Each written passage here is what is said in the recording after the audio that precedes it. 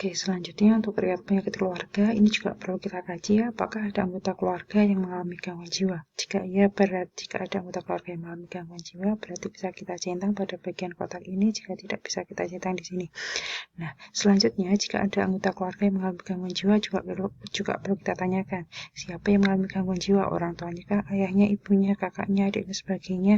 Kemudian gejala gangguan jiwa yang dialami oleh anggota keluarganya ini seperti apa, ya. Kemudian riwayat pengobatan anggota keluarga yang mengalami gangguan jiwa ini seperti apa. Oh iya, tadi belum saya sampaikan bahwa untuk pengisi format asuhan keperawatan jiwa ini sudah ada petunjuk pengisiannya. Ya, jadi di sini mulai dari atas sudah dijelaskan poin-poin apa saja. Oke, contohnya misalkan riwayat penyakit keluarga, berarti ini yang perlu kita tanyakan. Termasuk juga dengan poin-poin yang ada di atas, ini sudah ada keterangannya. Untuk masing-masing poin pertanyaan itu penjelasannya seperti apa.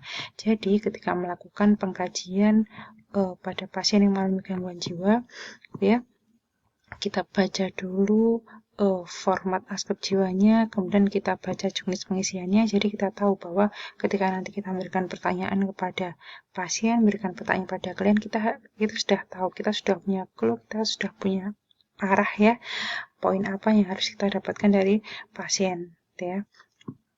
Oke, selanjutnya untuk status mental. Nah, ini kita lihat dari penampilannya, apakah tidak rapi, penggunaan pakaian tidak sesuai, atau cara berpakaian tidak seperti biasanya. Nah, ini bedanya apa? Nah, bisa kita lihat pada petunjuk pengisian juga. Oke, ini ya. Oke, ini contohnya misalkan dari penampilan tidak rapi. Ini ya, misalkan rambutnya acak-acakan, kancing baju tidak tepat, gitu ya. Resleting tidak dikunci, baju terbalik, atau penggunaan pakaian yang tidak sesuai. Ini contohnya misalkan pakaian dalam dipakai di luar baju, atau orang laki-laki menggunakan pakaian perempuan dan sebaliknya.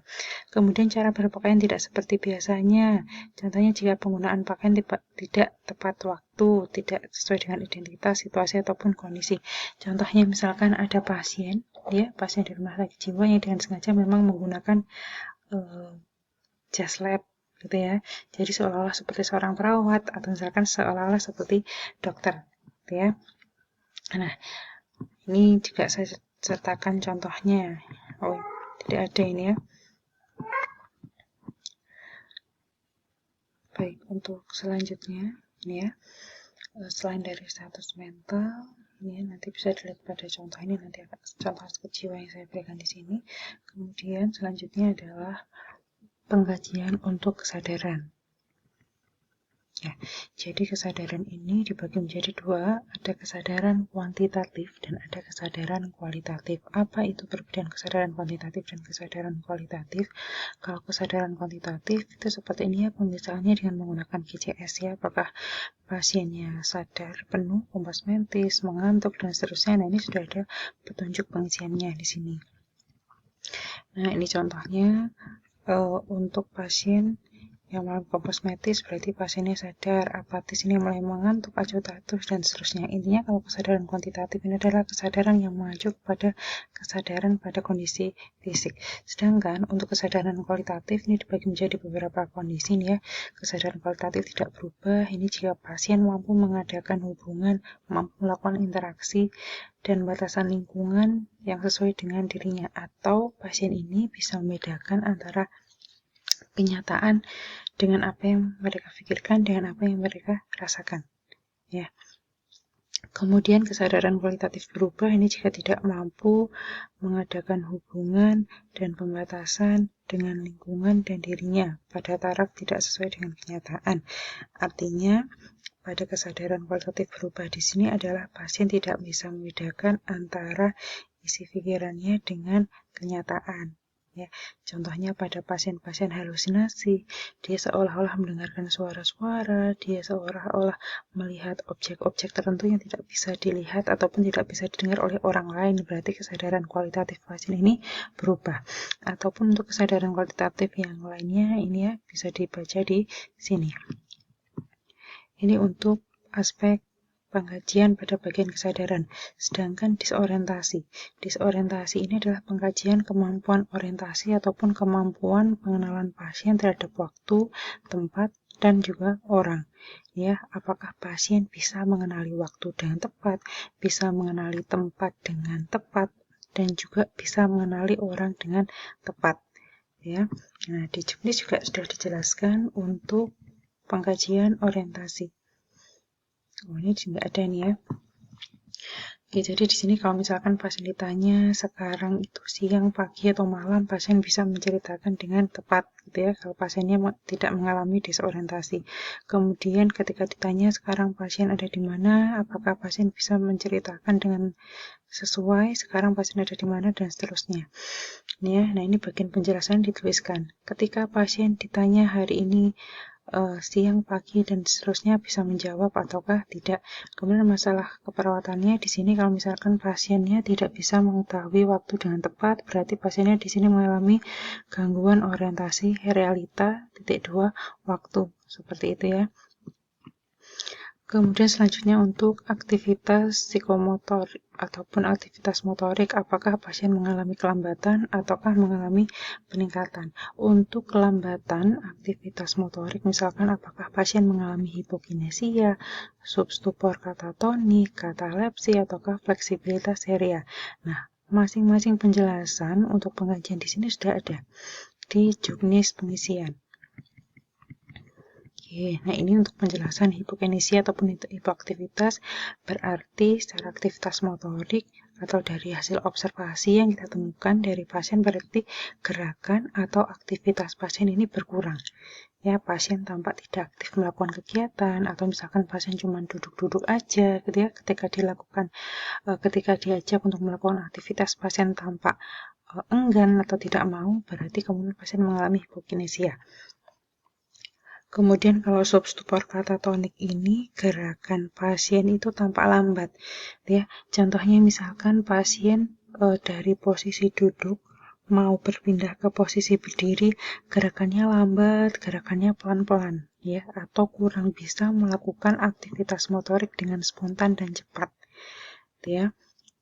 Kemudian kalau katalepsi ini mempertahankan secara kaku posisi badan tertentu. Dan ini juga bila hendak diubah orang lain. Nah, katalepsi ini contohnya misalkan kalau pasien sudah duduk gitu ya, ya kerjanya duduk terus ya, untuk merubah posisi pasien dari duduk ke posisi yang lain atau ke kegiatan yang lain itu agak susah gitu ya, perlu bantuan orang lain. Atau kalau misalkan pasien sudah terlanjur berdiri atau sambil melamun gitu ya, untuk merubah posisi atau merubah aktivitas pasien juga perlu diarahkan oleh orang lain. Ya, kalau fleksibilitas seria ini mempertahankan posisi yang dibuat oleh orang lain. Fleksibilitas seria ini misalkan gitu ya, ada pasien melihat perawat sedang berjalan, maka pasien akan ikut berjalan. Kalau lihat perawat yang ada di sebelahnya duduk, pasien juga duduk. Kalau perawatnya berdiri, pasien juga ikut berdiri. Ya, jadi gerakan atau aktivitas motorik yang dilakukan pasien itu tergantung dari objek yang dilihat. Ikut-ikutan seperti itu ya. Kemudian ada hiperkinesia, berarti ini gerakan atau aktivitas yang berlebihan. Kemudian ada gaduh gelisah katatonik, ini adalah aktivitas motorik yang tidak bertujuan yang berkali-kali seakan tidak dipengaruhi oleh rangsang dari luar. Contoh dari gaduh gelisah katatonik ini adalah misalkan pasien sebentar-sebentar berdiri, kemudian duduk lagi, setelah itu berdiri lagi, masuk ke dalam ruangan, setelah masuk ke dalam ruangan tiba-tiba langsung keluar dari ruangan, masuk ke dalam ruangan lagi, dan seterusnya. Ya, intinya pasien ini untuk gaduh gelisah katatonik melakukan aktivitas yang sifatnya hiperaktif dan dilakukan berulang-ulang. Ya. Kemudian di sini ada tik, krimis, tremor, dan juga kompulsif. Bisa dibaca di sini ya, untuk masing-masing jenis aktivitas motorik, baik itu yang mengalami peningkatan ataupun kelambatan. Selanjutnya, nah ini ya, yang mengalami peningkatan, jenis-jenisnya ada banyak, nanti bisa dibaca di juknis untuk masing-masing penjelasannya. Nah, kemudian pada bagian masalah perawatan jangan lupa dituliskan kalau misalkan pasien mengalami peningkatan ataupun ketika pasien mengalami kelambatan aktivitas ya. Berarti di sini pasien masalah perawatannya bisa dituliskan gangguan aktivitas motorik misalnya. Kemudian selanjutnya untuk bagian afek ataupun emosi. Nah, ini ya, bagian afek atau emosi pasien ini jenisnya macam-macam, apakah emosinya adekuat, tumpul, dangkal, labil, dan seterusnya. Nah, apa sih maksud dari penjelasan dari afek atau emosi di sini? Nah, juga sudah ada di bagian dari petunjuk pengisian pengkajian, gitu ya. Dikatakan afek atau emosinya adekuat itu jika ekspresi wajah pasien atau emosi pasien itu sesuai dengan stimulus yang ada. Contohnya, ini sering saya sampaikan ya, ketika pasien menceritakan sesuatu yang menyenangkan, pasien bisa tersenyum, pasien bisa tertawa. Ketika menceritakan sesuatu yang menyedihkan, pasien bisa menunjukkan ekspresi wajah yang sedih, dan seterusnya. Kemudian selanjutnya untuk afek atau emosi inadekuat, contohnya adalah emosi yang tidak sesuai atau bertentangan dengan stimulus yang ada. Ini kebalikan dari adekuat. Kemudian untuk afek atau emosi datar atau dangkal, tidak ada perubahan ekspresi wajah pada saat ada stimulus yang menyenangkan atau menyedihkan. Ya, jadi wajahnya datar-datar aja, tidak tampak sedih, tidak tampak marah, tidak tampak senang. Ya. Kemudian untuk afek tumpul, ini hanya bereaksi bila ada stimulus atau emosi yang sangat kuat. Ya, jadi ekspresi wajah pasien itu baru muncul ketika misalkan perawat memberikan cerita-cerita yang berulang-ulang gitu ya. Ketika contohnya perawat menceritakan sesuatu yang lucu atau sesuatu yang menyenangkan berulang kali gitu ya, baru pasien mau berespon. Kemudian selanjutnya ada afek atau emosi labil. Ini ya, emosinya cepat berubah-ubah. Sebentar-sebentar menangis, kemudian tiba-tiba langsung tertawa. Sebentar lagi kemudian pasien tiba-tiba marah dan seterusnya. Ini adalah contoh dari afek atau emosi yang dapat kita kaji atau yang dapat kita temukan pada pasien beserta dengan definisi ataupun pengertiannya. Ya, nanti bisa dibaca di sini. Kemudian, ini selanjutnya jangan lupa dituliskan di bagian penjelasan ini, isinya adalah bentuk pertanyaan yang kita sampaikan kepada pasien itu apa, kemudian respon pasien apa. Ya. Oke, saya berikan contoh di sini untuk afek atau emosinya. Di sini nggak ada ini ya, kebetulan ya. Oke, saya lanjutkan. Kemudian di sini untuk dari persepsi, ini ya. Dari persepsi ini kita kaji apakah pasien mengalami halusinasi, ilusi, depersonalisasi, ataukah derealisasi atau tidak. Nah, untuk penjelasannya di sini juga sudah ada.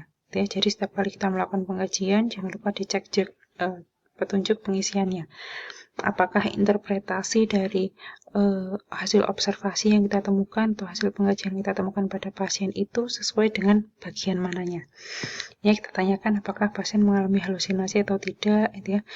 Halusinasi nanti kita diskusikan sendiri pada topik yang lainnya. Ada ilusi atau tidak. Kalau ilusi ini berarti ini ya, dia bisa melihat objek dengan persepsi yang salah. Kalau halusinasi ini seolah-olah melihat sesuatu, seolah-olah mendengar sesuatu, padahal sebenarnya tidak ada objeknya. Ya, selanjutnya apakah ada depersonalisasi atau tidak. Ini ya, merasa aneh dengan dirinya sendiri. Ya, merasa asing dengan dirinya sendiri ataukah derealisasi, merasa asing dengan lingkungan yang ada di sekitarnya. Kemudian selanjutnya untuk proses pikir. Nah, untuk proses pikir ini juga perlu dikaji. Arus pikirnya, isi pikir, dan juga proses pikir. Jadi ada 3. Ini yang pertama ada arus pikir. Ya, jadi arus pikir ini adalah bisa menggambarkan irama ataupun rute gitu ya. Jadi semacam rute pemikiran pasien ya terhadap suatu peristiwa. Gitu ya. Nah, ya, untuk arus pikir di sini juga ada yang harus kita tuliskan atau yang bisa kita isikan. Misalkan di sini arus pikirnya koheren, berarti pembicaraan dapat dipahami dengan baik. Misalkan kita menanyakan pada pasien, tadi pagi bangun jam berapa? Kemudian pasien menjawab bangun jam 5. Itu berarti bisa menggambarkan bahwa arus pikir pasien itu koheren. Kemudian kalau arus pikirnya inkoheren, misalkan kalimat tidak terbentuk atau pembicaraan sulit untuk dipahami. Contohnya, misalkan ketika ditanya tadi pagi bangun jam berapa, kemudian pasiennya menjawab, saya tidak tahu, saya tidak bangun, saya tidak tidur, dan seterusnya. Padahal kenyataannya pasien tidur, seperti itu ya. Kemudian di sini ada bagian sirkumstansial, ada tangensial. Sirkumstansial ini adalah pembicaraan yang berbelit-belit, gitu, yang bulat ketika kita berikan